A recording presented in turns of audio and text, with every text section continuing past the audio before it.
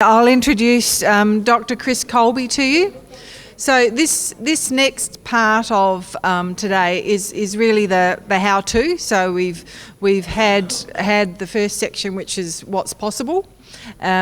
Now it's, how do we do these things? How do we develop projects? And we're starting off with Chris, because he's going to really just give you a bit of a 101 on how to develop projects and some of the things you need to be cognizant of. So Chris is a qualified process engineer, and he's been working for 20 years in infrastructure delivery, resource efficiency, waste, energy, water and environmental management. He's had experience developing renewable energy and biofuels, and I think you probably noticed that he's been involved with Peter on what Peter's been doing at his company. He has a great knowledge of organics, resource recovery in the recycling sector, and he's certainly done some work for green industries and for the South Australian Government on developing bioenergy and on assisting us with today's development as well.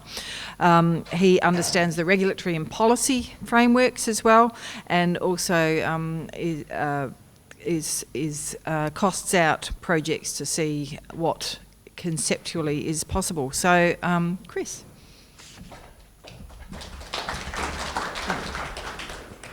Well, thank you very much, Catherine. It's great to be here to talk about this subject today.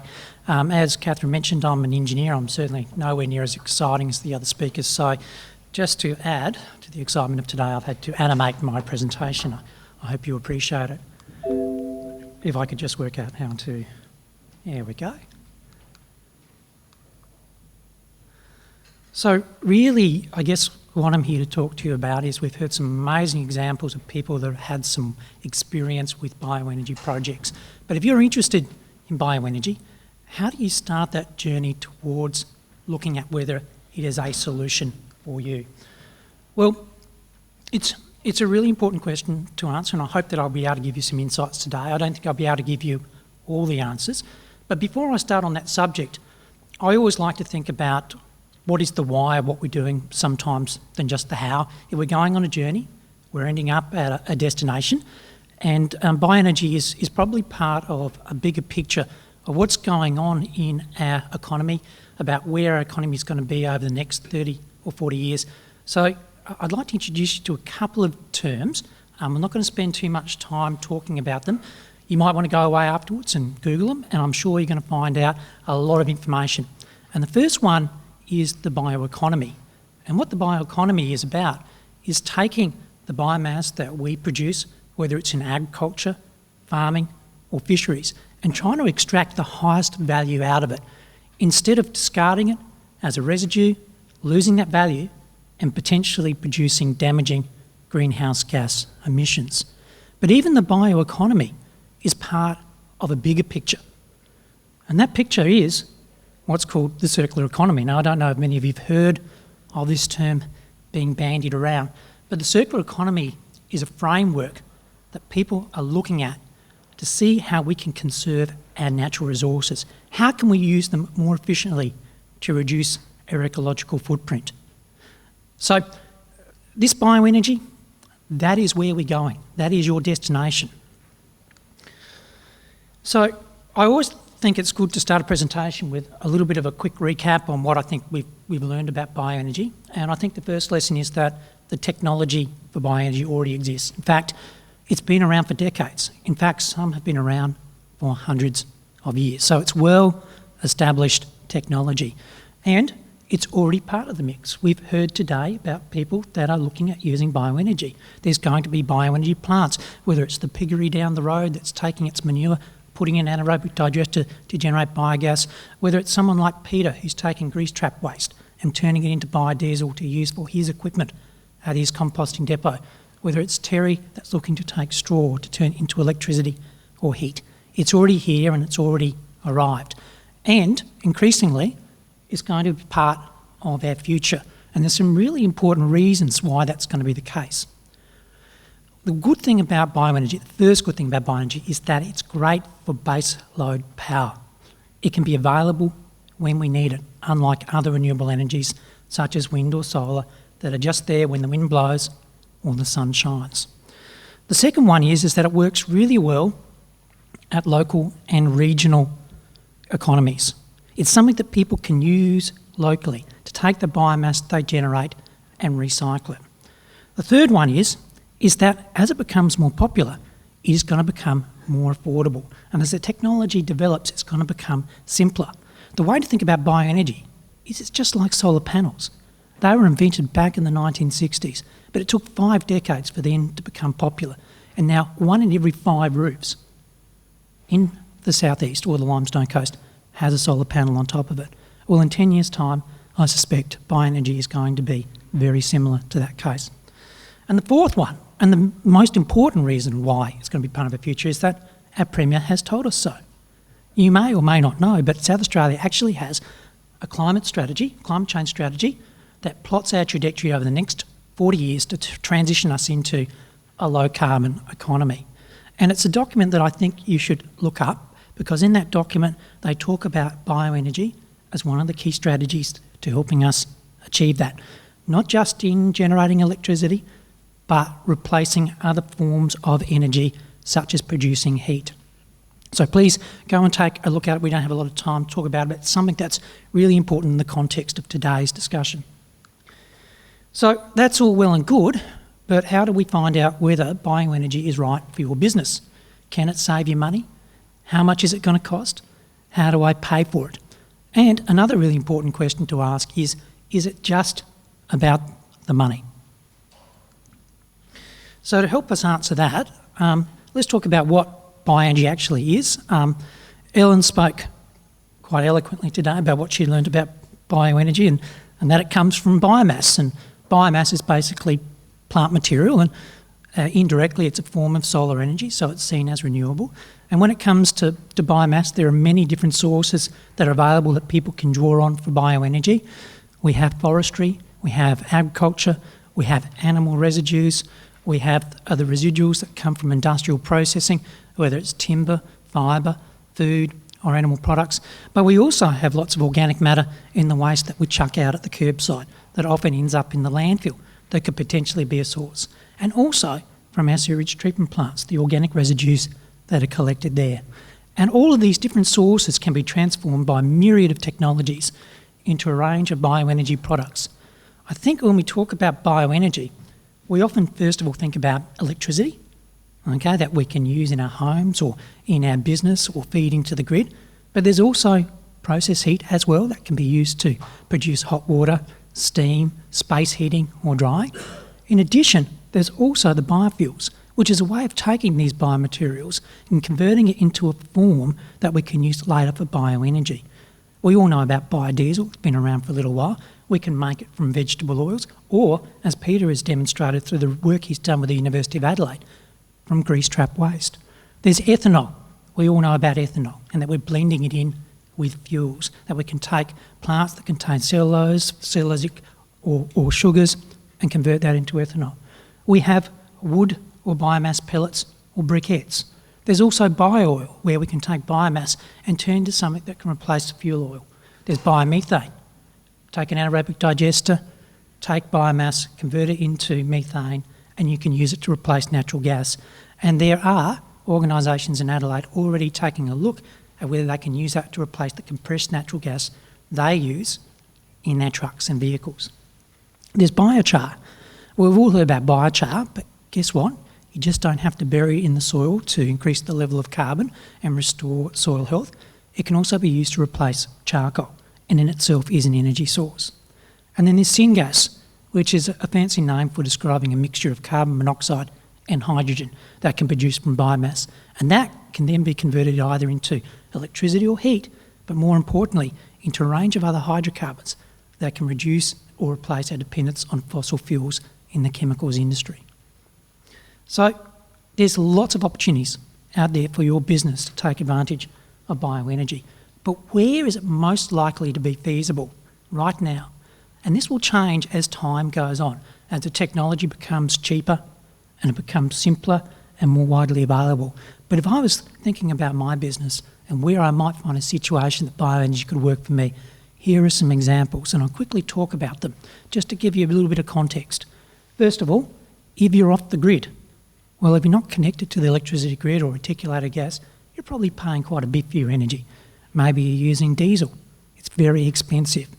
Well, here's an opportunity. If you've got some cheap biochips or biomass just around the corner, maybe bioenergy can work for you. So if you're off the grid, just like Peter was, he looked at bioenergy as a solution and it started working for him. Another one is if you're energy constrained. Now, say you operate a business, an industry, and you need to expand. But to expand, you need to increase the amount of electricity you need supplied. Of course, you go to, I'm not entirely sure what you call that organisation, Peter, but you go to them and they say, well, that's great, it's going to cost you a squillion, trillion, billion dollars when you upgrade your transformer and the line all the way down to the substation. So instead of spending your money on them, maybe you could spend it on bioenergy to help augment your energy needs. Those two examples are particularly relevant where you have a combined demand for electricity and heat. And that's because when you take bioenergy and you convert it into electricity, it's not 100% efficient. Only 30% of it might get converted into electricity. That leaves another 70% that you can actually use for other heating type purposes. And that can make it very cost effective if you can use that to replace gas, as an example. Another really good example, if you're replacing a high cost fossil fuel. Now I know the oil price is very low at the moment and that makes it extremely challenging, but as we say at Colby Industries, what goes down must go up. Now, I'm not sure if I've quite got that the right way round, but it works for me. And eventually oil prices will go up. So if you're paying a high cost for diesel, perhaps on your farm, maybe you might like to grow some canola oil and turn it into biodiesel. And it might be a more affordable solution for you. Another one is where you've got a biomass residue and it's expensive to get rid of it. You're paying someone to take it away for you. Well, instead of paying someone else, why not turn it into bioenergy? Save yourself that money and also save yourself on energy costs. Another one is where you have environmental constraint. Maybe you've been getting rid of your biomass. Maybe you've just been burying it in the soil or spreading it over to the land. And maybe that's something that just can't keep on going. Maybe the EPA's come sniffing around and said, no, you can't do that anymore. Well, then maybe you could take that biomass and turn it into bioenergy. And the last one is, and yes, this does happen, when cost doesn't matter. Sometimes people do things not for the reason of cost. Maybe it's important for your business to be sustainable. Maybe it's attractive to your customers. Maybe you just believe in creating a more wonderful, safer, happy place with kids running around holding hands, singing Kumbaya. So if you're going to take this bioenergy journey, and because I'm an engineer and engineers are autistic, we like to have a process, and I've broken it down into a 6-step process. Now, anyone that's here that's involved with a major company that delivers projects, they'll probably just be nodding their heads. Okay, and this is perhaps the way I see the world. It doesn't necessarily apply to everybody's situation. But I think the first step, if you're actually going to take a look at bioenergy, is to work out, well, why am I actually looking at it? Okay, is it about saving money? Is it about being more sustainable? Is it because of an environmental requirement? Be really clear about why you're doing that, what your objective is. The next step, and I actually think this is probably the most important step, is to actually learn from and or work with others. There are so many people already that are using bioenergy, know about bioenergy. Go and talk to them, learn from their experiences. Have a chat with Peter, have a chat with Terry, have a chat with David Geddes and the other speakers that are here today. What you will learn will save you a lot of time. And guess what? You might actually meet someone that you might end up working together. Perhaps there's someone there who's got some biomass that you could use in your bioenergy plant. Maybe there's a potential customer for you who might like to buy electricity that you generate or use process heat. Or in the case from Terry Callis and the York Biomass Energy, maybe there's an opportunity to get a whole lot of people together as a cooperative to work on bioenergy. And there's lots of sources of information that you can go and take a look at. There's public information resources. Well, I don't know about you, I can't remember the last time I was at a library, but I reckon you'll go to your computer and you'll Google it, and up will come lots of reports and papers on bioenergy. You'll also find out about equipment vendors, international experiences, and government agencies that are working in that area. There's also talking to your peers, and probably the best way to meet them is through chambers of commerce, although I suspect I'm a country boy Everybody probably knows everybody down here, just like they did where I grew up. So you probably know who to go and talk to. But if you don't, there are industry organisations that work with businesses that can be the start of making that connection, whether it's Business SA or the Australian Industry Group. And then there's government agencies, and all levels of government agencies are working on bioenergy. You might not know about it yet. We've got local or regional development agencies.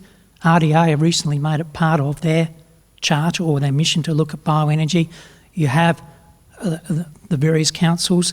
There are various councils that are very active in this area. There's the LGA for the Limestone Coast.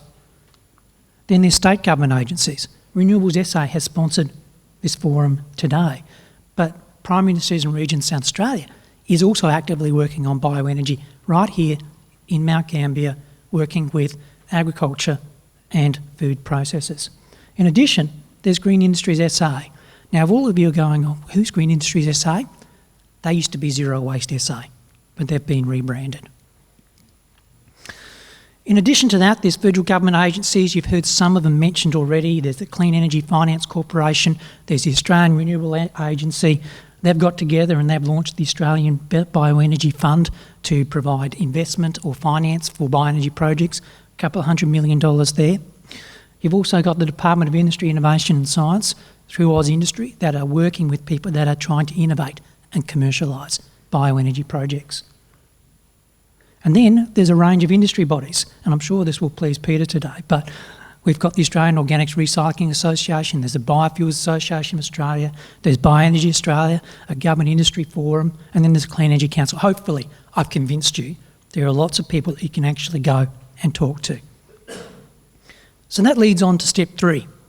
And step 3 is to actually go and gather the information or data that you need to make a decision about bioenergy. And the first stop is to understand what your current energy demand is. What are you using? Is it electricity? Is it gas? Is it diesel? How much is it costing you right now? That's got to be the starting point for looking at bioenergy if you want to replace that current energy use. But very importantly, you also need to take a look at your future demands. I suspect I'm going way over time here, but that's okay. I am entertaining, aren't I? Okay, so your future energy costs, are prices going up? Will that help justify it? And then also your potential biomass sources and costs. Now, there's a speaker coming after me today. It's Tim Johnson. He's going to talk about the work that he did on the bioenergy roadmap. And in that, there's a lot of information about where biomass is located in the Limestone Coast, including identifying as a hotspot. There was also a report done a couple of years ago looking at mapping biomass in the southeast. So there's those resources that you can draw on. That leads on to step 4, preliminary assessment. I have a saying, if you do it on the back of an envelope and it doesn't look like it's going to work, well, it doesn't matter how much time you're going to spend on it. So do the back of the envelope first. That's going to tell you whether something's going to stack up. But when you do it, well, even though you're doing it on the back of an envelope, you've got to be reasonably comprehensive. You've got to try and make sure you pick the right technology. Tim is again going to talk about technology today in his talk, so I won't go into it. And then you've got to work out what are actually the upfront costs. Now, I think we've all been involved with projects. I think Peter was talking about it today. We started with $250,000 for our biodiesel plant. We're now up to $1 million. That usually correlates with my experience. Whatever you think it is, multiply it by 3 or 4, and that's probably where it's going to end up. There's also the ongoing costs, whether it's labour, maintenance, equipment replacement. You then need to carefully identify your cost savings and or your revenue you might be generating. Cost savings, you may not be able to get away from being connected to the grid. You may still need to have grid power, okay? When it comes to revenue, will you be saving money from what you pay for your biomass? What will you earn in terms of selling it to others if that's the objective? Remember, what we pay for electricity is a lot more than actually what people will buy it for, a factor of 5. So really important to understand that. How are you going to pay for that investment? And the last thing I suggest is always benchmark it against other solutions. Check it up against solar or wind, or maybe buying green power off the grid. That way you feel comfortable when you actually build this thing and someone comes up to you and says, you know, you could have saved more money doing it this way, don't you know that? And you can go, nah, I'll check that out, instead of looking like a deal. And then after you've done that preliminary assessment and all looks good, well, I'm not going to spend a lot of time talking about it because I'm going to run out of time, but you really go and do your detailed assessment. And that's all about bringing a project to financial close, making sure you get all the necessary approvals, you get your financing in place. Terry's mentioned today how important it is to shore up the suppliers of your biomass and your offtake agreements for customers. You don't want to get a year in and then your supplier says, no, I won't sell it to you for that, I want double the price. You want to try and lock that in so you don't have any unfortunate surprises. And then once you've done all that, well, just get on with it. Get out there with a shovel, as Peter would say. Start turning some sods. So who can help? I'm going to do something really embarrassing for some people here today. I'm actually going to identify some local people that are working in this area and get them to stand up. So when it comes to people, there's some really great people from government agencies. You've already met Catherine. And there's also Mary from Renewables SA. Mary, would you like to stand up? Here's someone that you can go and talk to who's working in the bioenergy space. And who's this handsome character? Well, that's Andrew Hutchins from Green Industries SA. Could you stand up, Andrew? Now, the next person I've got there, I'm sorry, Andrew, I couldn't get a picture for you. I hope the likeness works well. But Andrew, if you could stand up, that's Andrew Batoski from PERS. I won't tell you everything that they're doing. Obviously, Mike Ryan from the RDA, I don't think he's here today, but he is. Where is he? Oh, there you go.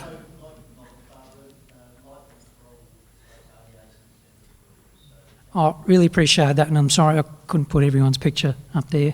Of course, and Kalina, again, I couldn't find a picture for you. Kalina Rawlings from Aussie Industry. Go up and have a chat with her. And then there's June. I hope I pronounced it, Sarawaka. You don't need to stand up, June. She's on crutches. Netball injury, I understand. So, look, there's lots of people we can talk to from government agencies, but also equipment technology vendors, other businesses, consultants. And then the next important ingredient to grease the wheels is money. Where's that going to come from? Is it going to come from your business? Can you get a grant? And there's probably going to be grants available for doing feasibility and infrastructure, but then also loans. And we're going to have Dan Sturrock from Arena talking about what options are available for you. And to go and find grants, you can go to Grant Assist, which is a state government website which is designed to help you find grants that are available. So just to put Catherine out of her pain, I will say thank you. And if you have any questions, please ask her.